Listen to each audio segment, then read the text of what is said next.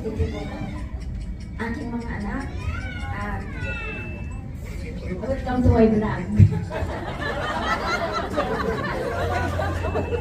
Welcome to my vlog.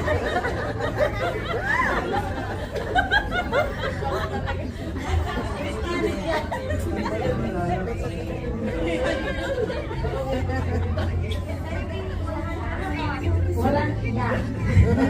Welcome to my vlog. So, thank you so much sa pagpunta po ninyo.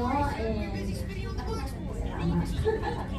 So, wala na akong boses. So, wala.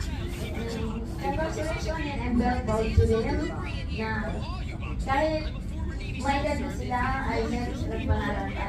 Buti si Cha ay nag-aaral siya